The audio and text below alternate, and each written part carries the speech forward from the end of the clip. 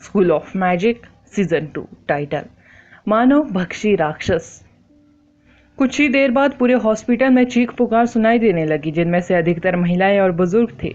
आदर्श बाहर गया और देखा कि कई माता पिता अपने बच्चों को अस्पताल लेकर आए थे। चिकित्साकर्मी अचानक बेहद व्यस्त हो गए थे। आदर्श वार्ड में गया और देखा कि सभी बच्चे बेहोश थे। उनकी ऑरा बेहद कमजोर थे, मानो वे गंभीर रूप से बीमार पड़ गए हों। हर बच्चे में एक जैसे लक्षण थे, बेहोश अनय के जैसे। हालांकि अनय बेहतर स्थिति में था क्योंकि वह पूरी तरह से ठीक था। इसके सिवाय वह जागने में असमर्थ था।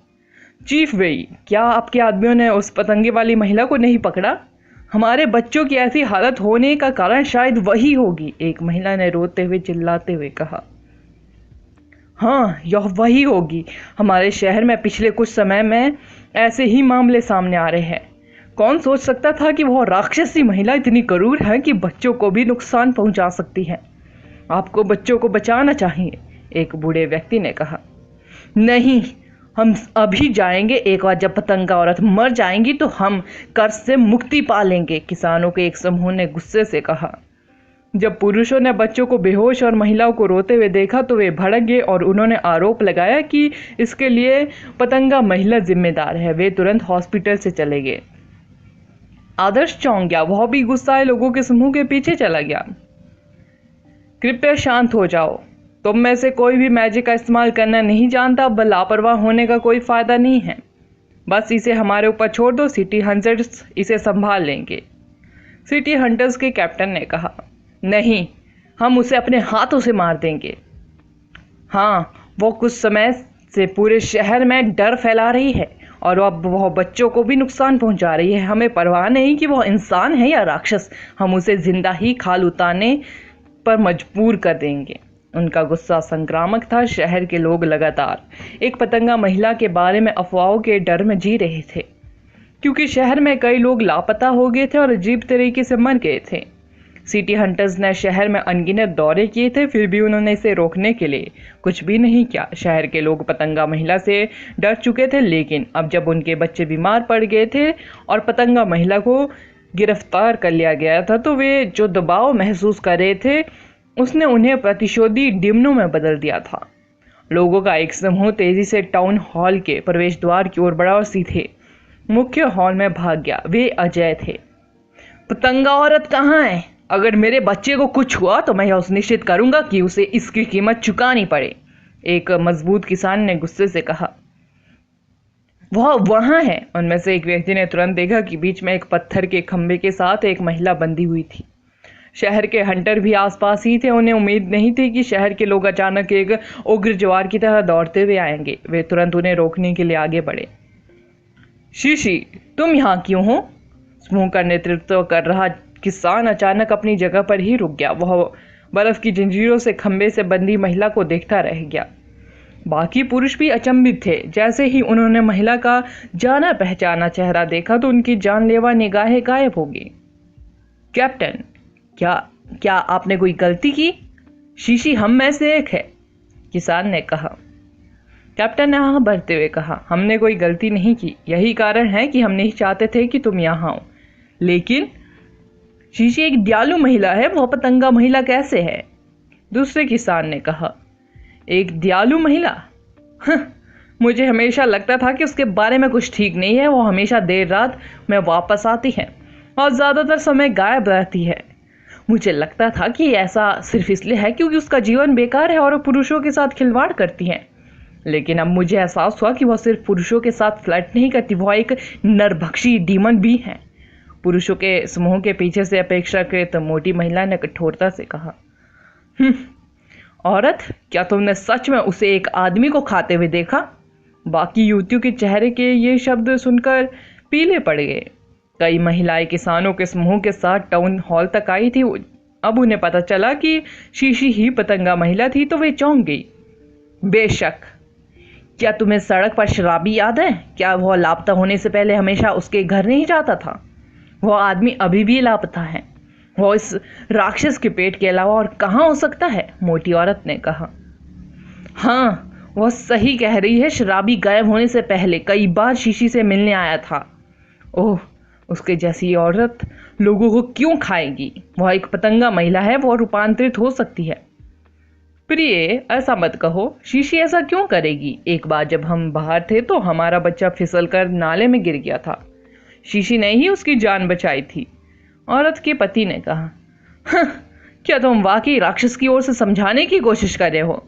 क्या हम सब नहीं जानते थे कि बच्चे उसके साथ घूमना पसंद करते हैं? देखो उनके साथ क्या हुआ। उसने उन सभी को पॉइजन दे दिया।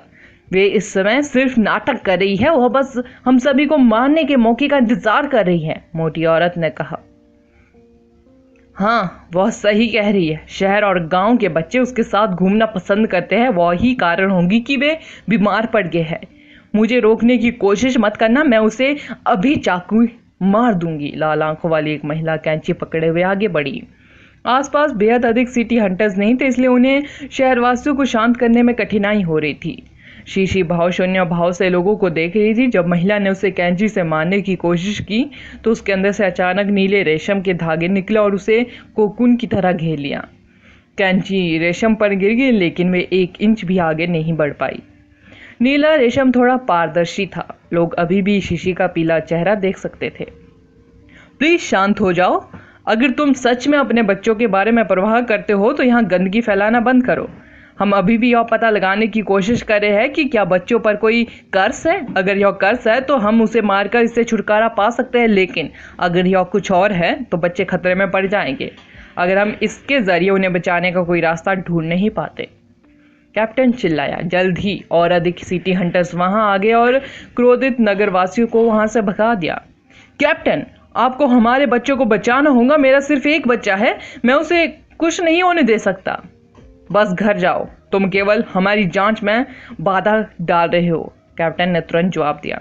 कैप्टन शहर के लोगों के बीच काफी लोकप्रिय था। जब भी जियांग में कुछ हुआ उन्होंने शहर की बेहद मदद की थी। भीड़ दबी हुई आवाज में बड़बड़ाते हुए चली गई। आदर्श यह सब देखकर अवाक रह गया। क्या यह किसी प्राचीन नाटक का एक सामान्य दृश्य नहीं था? गांव के पुरुष एक खूबसूरत महिला को बेहद पसंद करते थे, इसलिए गांव की दूसरी महिलाएं उससे जलती थी। इसलिए जब गांव में कुछ होता था तो महिलाएं उस खूबसूरत महिला पर सारा दोष मढ़ देती थी और उसे राक्षस बताती थी और कहती थी कि यही वही महिला है जिसकी वजह से यह आपदा आई है। फर्क इतना था कि शीशी कोई साधारण इंसान नहीं थी, वह एक पतंगा महिला थी और निश्चित रूप से बीमार पड़े बच्चों से उसका कुछ लेना देना था। तुम अभी भी यहाँ क्यों हो? आदर्श को देखने के बाद कैप्टन ने अप्रिय लहजे में पूछा। आदर्श ने उस आदमी को अपना हंटर मास्टर बैज और यूनिवर्सिटी ऑफ मैजिक के मेंटर के रूप में अपनी पहचान का सबूत दिखाते हुए जवाब दिया। मैं यहाँ जांच के लिए आया हूँ। लगता है कि पानी का बहना बंद होने का कारण वही है। ओह, मुझे उम्मीद नहीं थी कि तुम इतनी कम उम्र में हंटर मास्टर बन जाओगे। यूनिवर्सिटी ऑफ मैजिक के मेंटर की तो बात ही छोड़ो। माफ करना, कैप्टन ने कहा। क्या मैं उससे कुछ बात कर सकता हूँ? आदर्श ने पूछा। जरूर, लेकिन मुझे डाउट है कि वह तुम्हें कुछ नहीं बताएंगी। जब भी हम उसके साथ कुछ करने की कोशिश करेंगे सिल्क आ जाएंगे और उसकी रक्षा करेंगे, कैप्टन ने असहाय होकर कहा। आदर्श शीशी के पास गया। जब शीशी खतरे में थी तब रेशम अपने आप गायब हो गए थे। महिला ने थके हुए भाव से अपनी नजर उठाई और आदर्श की ओर देखा। मुझे तुम्हें जंगल में ही मार देना चाहिए था। शीशी जैसे ही आदर्श को देखती है वह क्रोधित होकर कहती है। उसने आदर्श की जान तो बख्श दी थी, लेकिन उसे यह जानकर आश्चर्य हुआ कि उस आदमी ने सिटी हंटर्स को उसकी शिकायत कर दी थी। तुमने मुझे गलत समझा है, मैंने उन्हें कुछ नहीं बताया। मैंने तुम पर नजर रखने के लिए किसी को भेजा भी नहीं, लेकिन मैंने सिटी हंटर से तुम्हें गिरफ्तार करने के लिए भी नहीं कहा। क्या तुम ही कारण हो कि बच्चे बीमार पड़ गए? आदर्श ने गंभीरता से पूछा। अगर मैं मर गई तो वे जीवित नहीं रहेंगे, जिनमें आपका स्टूडेंट भी शामिल है, शीशी ने ठंडे स्वर में कहा। तुम ऐसा क्यों कर रही हो? आदर्श ने पूछा। क्यों? शीशी अचानक जोर से हंस पड़ी। उसकी मुस्कान ठंडी और भयावह थी। क्या एक डीमन प्राणी को इंसानों को खाने के लिए किसी कारण की आवश्यकता होती है? आदर्श दंग रह गया। वह सही थी। अगर वह वास्तव में एक राक्षस प्राणी थी तो उसे मनुष्य को मारने और खाने के लिए किसी कारण की जरूरत नहीं थी। यह उसके स्वभाव का हिस्सा था। आदर्श ने कहा, बच्चों को जाने दो और मैं सुनिश्चित करूंगा कि तुम सुरक्षित निकल जाओ, अन्यथा तुम्हें अपना बाकी जीवन जेल में बंद करके बिताना होगा। आपको क्या लगता है जब बच्चे मरने वाले हो तो कौन समझौता करेगा? शीशी ने ठंडे स्वर में कहा। ठीक है, लेकिन आपने पानी को बहने से क्यों रोका? क्या आप पूरी जियांग घाटी की खाद्य आपूर्ति को खत्म करने की कोशिश कर रही थी? आदर्श ने पूछा। सुरक्षित क्षेत्र में मानव क्षेत्रों की सीमित जगह के कारण भोजन अत्यंत महत्वपूर्ण था। फसल रोपण के लिए उपलब्ध स्थान सीमित थे। जियांग भोजन का एक बड़ा सोर्स था। यदि पानी बहना बंद हो जाता तो इससे भोजन के उत्पादन में बेहद बाधा आती। यह सही है, मैं चाहती हूँ कि वे सब भूख से मर जाए, शीशी ने कहा। आदर्श ने कहा, आप वास्तव में एक तीक्ष्ण राक्षस है, टीवी नाटकों में दयालु और शुद्ध दिल होने का दिखावा करने वालों के विपरीत। नेक्स्ट एपिसोड टाइटल, जल मार्ग के पीछे का सच। आदर्श को नहीं पता था कि शीशी के साथ क्या करना है। उसके पास कोई और सुराग भी नहीं थे। बिना किसी सुराग के एक सिरहीन मक्खी की तरह इधर उधर भटकना बेहद परेशान करने वाला था। सौभाग्य से आदर्श अभी भी शांत रहने में सक्षम था, क्योंकि उसने अतीत में जो कुछ भी झेला था उसे देखते हुए। हालांकि उसके छात्र उन बच्चों के बारे में बेहद चिंतित थे जो बीमार पड़ गए थे और संभावना थी कि वे अपने मिशन में विफल हो जाएंगे। आदर्श ने स्टूडेंट से कहा, वापस जाओ और आराम करो, यहाँ इंतजार करने से कोई खास फायदा नहीं होगा। रात काफी हो चुकी थी। छात्र आराम करने चले गए। सिटी हंटर जाहिर तौर पर शीशी पर नजर रखने वाली थी, इसलिए उसके बारे में ज्यादा चिंता करना बेकार था। अदिति जल्दी से आदर्श के पास गई। जब वह हॉस्पिटल से निकलने वाला था, उसने उसका हाथ खींचा और कहा, सर अनय जाग गया है। सच में? आदर्श बेहद खुश था। वह जल्दी से वार्ड में गया और पाया कि अनय वास्तव में जाग रहा था। वह थोड़ा पीला चेहरा छोड़कर बिल्कुल सामान्य लग रहा था। सर, आपको चिंतित करने के लिए मुझे खेद है, अनय ने क्षमा प्रार्थी नजर से कहा। जब तुम ठीक हो तब तक सब ठीक है। वैसे तुमने किन्नी झील पर क्या देखा? आदर्श ने पूछा। बहुत सारे पतंगे, वे झील की सतह पर बिखरे हुए थे। यही कारण है कि पानी बहना बंद हो गया है, अनय ने तुरंत कहा। मैं समझ गया। आदर्श की आंखें चमक उठी। पतंगे पानी की सतह पर रहकर पानी को बहने से रोक रहे थे। हालांकि जब स्टूडेंट जलमार्ग की जांच करने के लिए गए तो पतंगे उड़ गए, इसलिए उन्हें सब कुछ बिल्कुल सामान्य लगा। तो यह पता चला कि शीशी अभी भी इसके लिए जिम्मेदार है। हम बारी बारी से पानी की रखवाली करेंगे। इस तरह जल परिसंचरण मैजिक फॉर्मेशन को इच्छित रूप से संचालित करने में सक्षम होना चाहिए, आदर्श ने कहा। हाँ, काम पूरा होने के बाद हम अंततः रिपोर्ट कर सकेंगे। अनय, बेहद बढ़िया। अनय मुस्कुराया, लेकिन जब उसने सुना कि शीशी को गिरफ्तार कर लिया गया है तो उसकी मुस्कान फीकी पड़ गई। आदर्श बाकी छात्रों के साथ पहाड़ पर गया ताकि पानी बहता रहे और डीन गिरीश का मैजिक फॉर्मेशन सामान्य रूप से काम कर सके। अदिति उनके साथ नहीं गई। वह अनय की देखभाल करने के लिए हॉस्पिटल में ही रुकी। अनय अदिति को सिर्फ उसकी देखभाल करने के लिए देर तक जागने देने के लिए तैयार नहीं था। उसने कहा, तुम्हें वापस जाकर आराम करना चाहिए, यहाँ मैं बिल्कुल ठीक हूँ। अदिति ने कहा, सर ने मुझे आप पर नजर रखने के लिए कहा है। मैं बस सो गया था, चिंता की कोई बात नहीं है। सच में ईमानदारी से कहूँ तो मुझे नहीं लगता कि पतंगा औरत मुझे नुकसान पहुंचाने की कोशिश कर रही है, अन्यथा वह मुझे जंगल में डीमन प्राणियों द्वारा खाए जाने के लिए छोड़ सकती थी, है ना? अनय ने कहा। हाँ, लेकिन सभी ने कहा कि वह एक नरभक्षी राक्षस है, अदिति ने कहा। तुम्हें सचमुच वापस जाकर आराम करना चाहिए। मैं यहाँ बस कल्टीवेशन करने जा रहा हूँ। मुझे पता है कि कल रात से तुम्हें कोई आराम नहीं मिला है, क्योंकि तुम और सर मुझे ढूंढ रहे थे। अपनी आंखों के नीचे डार्क सर्कल्स तो देखो, अनय ने कहा। सच में? लेकिन सर ने मुझे आप पर नजर रखने के लिए कहा था, अदिति ने कहा। सब ठीक रहेगा, जाओ, तुम अगले कमरे में भी सो सकती हो। तुम्हें पूरी रात जागना नहीं चाहिए, अनय ने कहा। ठीक है। अदिति के चले जाने के बाद अनय शीशी के विचारों में बिजी हो गया। अनय ने सुनिश्चित किया कि अदिति सो गई हो। उसने जल्दी से कपड़े बदले और देर टाउन हॉल की ओर चल पड़ा। टाउन हॉल में कड़ी सुरक्षा थी। अनय ने बताया कि वह कौन है। सिटी हंटर्स ने उसे रोकने की कोशिश नहीं की। सिटी हंटर्स ने कोई प्रगति नहीं की थी, भले ही उन्होंने उस पतंगा महिला को पकड़ लिया था जो इसके लिए जिम्मेदार थी। वे उम्मीद कर रहे थे कि अनय शीशी से कुछ जानकारी प्राप्त कर सकता है। अनय शीशी के पास पहुंचा। उसके चेहरे पर थकावट देखकर उसे उस पर तरस आया। यह आप है? शीशी ने अनय को देखते ही सबसे पहले कहा। शीशी को अनय के बारे में अच्छी जानकारी थी। वह आदमी आदर्श की तरह चालाक और झूठ से भरा नहीं था। उसने केवल अनय को सोने के लिए रखा था क्योंकि वो उम्मीद कर रही थी कि अनय अपनी खोज के बारे में किसी को नहीं बताएगा। जो बच्चे बीमार पड़ गए हैं उनका आपसे कोई लेना देना नहीं है, है ना? नहीं तो मैं भी अभी जाग नहीं रहा होता, अनय ने ईमानदारी से पूछा। शीशी ने अपना सिर नीचे किया और अपने होठों को गाड़ लिया। उसकी प्रतिक्रिया देखकर अनय को पता चल गया कि कुछ गड़बड़ है। अगर तुम मेरी बात पर यकीन करती हो तो सच बताओ, तुम नहीं चाहूंगी कि गरीब बच्चे भी मरे, है ना? अनय ने कहा। शीशी ने कहा, मैं किसी को चोट नहीं पहुंचाना चाहती।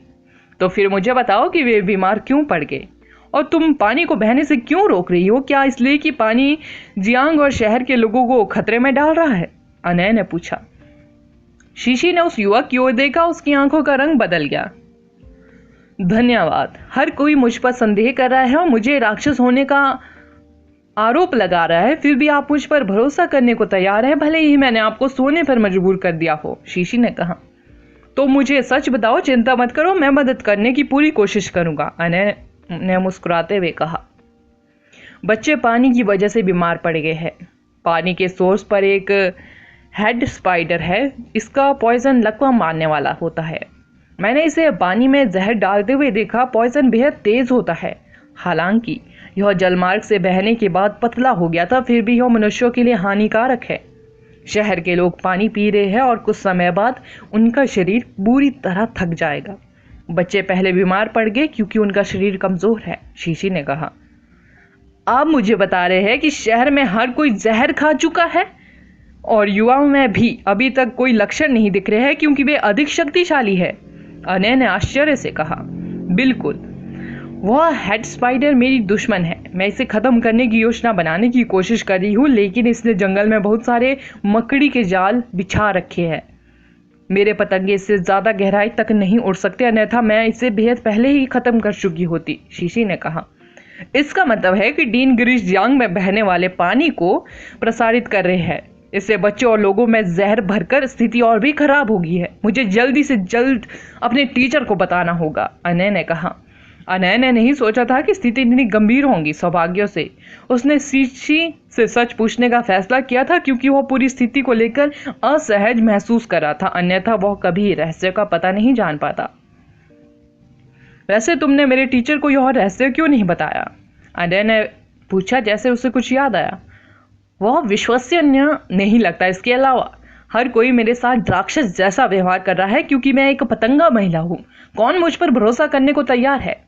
इस शहर की महिलाएं लंबे समय से मुझे फंसाने का मौका चाहती है। वे मुझे शहर से बाहर निकालने के लिए बेताब है। अगर मैं उन्हें बताऊं कि पानी में कुछ गड़बड़ है तो वे फिर से मुझ पर ही दोष मढ़ देंगी, शीशी ने आह भरते हुए कहा। आप सही कह रहे हैं, मुझे डीन गिरीश को बताना चाहिए, अनय ने कहा। शीशी ने अपना सिर हिलाया और कहा, मुझे खुशी है कि आप मुझ पर भरोसा करने को तैयार हैं, लेकिन मेरा मानना है कि वे अभी भी मुझ पर दोष मढ़ने जा रहे हैं।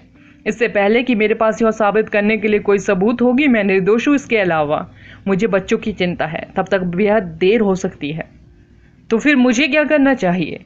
अनय ने पूछा। पहाड़ की ओर बढ़ो और उत्तर की ओर बढ़ते रहो। तुम्हें एक विशाल गहरे लाल रंग का जंगल मिलेगा जो मकड़ी के जालों से ढका हुआ है। तुम्हें बस मकड़ी के जालों से छुटकारा पाना है और मेरे पतंगे हेड स्पाइडर का ख्याल रखेंगे, शीशी ने कहा। लेकिन क्या हेड स्पाइडर आपकी दुश्मन नहीं है?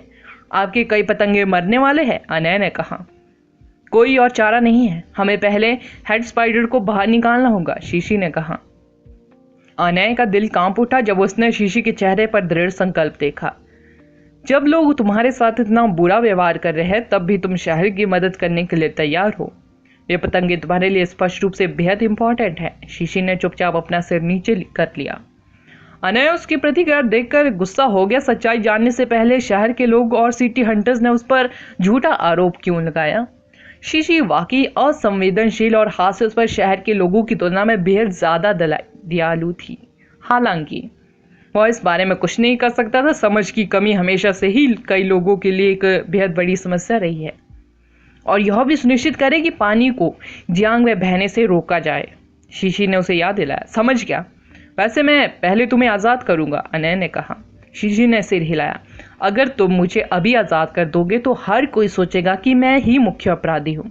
तुम्हें बस जंगल में मकड़ी के जाले उखाड़ने की ज़रूरत है, मैं यहाँ से भागूंगी नहीं, चाहे लोग मुझसे नफरत करें या मुझसे डरे। यह मेरा घर है, मैं बस इसकी रक्षा करना चाहती हूँ। अनय को उस महिला पर दया आ गई। अब वह एकमात्र व्यक्ति था जो शीशी की मदद कर सकता था। मैं वादा करता हूँ कि मैं तुम्हारी मदद करूंगा। धन्यवाद। अनय तुरंत पहाड़ की ओर चल पड़ा। शीशी के निर्देशों का पालन करते हुए वह और भी गहराई में चला गया। उसे जल्द ही वह भयावह दिखने वाला गहरा लाल जंगल दिखाई दिया जिसका जिक्र शीशी ने किया था। जैसे ही वह उसमें घुमा, उसने अपने चेहरे पर कुछ चिपचिपा महसूस किया। उसने अपना चेहरा पोंछा और पाया कि यह तो चिपचिपे मकड़ी के जाले थे। अनय बेहद खुश था। ऐसा लग रहा था जैसे शीशी ने उससे झूठ नहीं बोला था। उसने कुछ और कदम आगे बढ़ाए और जल्द ही मकड़ी के जालों पर बहुत सारे नीले पतंगे चिपके हुए देखे। जैसे जैसे वह अंदर गया, उसने मकड़ी के जालों पर बहुत सारे पतंगे एक साथ चिपके हुए देखे। उनमें से ज्यादातर लगभग सूख चुके थे, जैसे कि नमूने हो। उन्हें देखकर अनय को दुख हुआ। यह बेहद संभव था कि शीशी पतंगों की मदद से मकड़ी के जालों को बलपूर्वक तोड़ने की कोशिश कर रही थी, लेकिन अंततः उसने बड़ी संख्या में पतंगों की बलि दे दी। तुम कमीने, मैं कसम खाता हूं कि आज मैं तुम्हें मार डालूंगा। अनय ने अपनी आंखों में जानलेवा नजर के साथ मकड़ी के जाले को हटा दिया।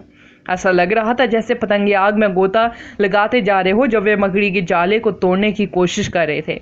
बहुत सारे पतंगे निश्चित रूप से मरने वाले थे। अनय नहीं चाहता था कि शीशी शहर के लिए बेहद ज्यादा बलिदान दे। उसने खुद हेड स्पाइडर्स को मारने का फैसला किया। ऐसा कहने के बाद उसने मकड़ी के जाले हटाना नहीं भूला, जैसा कि उसे बताया गया था। इस तरह पतंगे पानी को रोककर उसे जियांग में बहने से रोक सकते थे। इस बीच आदर्श एक पेड़ के सहारे झुका हुआ था और एक किन्नी झील पर नजर रख रहा था। वो इस समय गहरे विचारों में डूबा हुआ था और उसे लग रहा था कि पूरी स्थिति में कुछ अजीब है। सर, अनय फिर से गायब है, अदिति ने कॉल में चिल्लाया। लानत है, वो खुद का व्यवहार क्यों नहीं बदल सकता? आदर्श ने श्राप दिया। मुझे चिंता थी कि वो फिर से भाग जाएगा, इसलिए मैंने उसके बैग में एक लोकेटर रख दिया है। सर, मुझे लगता है कि वो जंगल में बेहद अंदर है, आपको जाकर देखना चाहिए, अदिति ने कहा। यह आपकी बेहद ही समझदारी थी, मैं अभी जाता हूँ, आदर्श ने कहा। अगला एपिसोड जानने के लिए बने रहे मेरे इस चैनल के साथ। Thank you.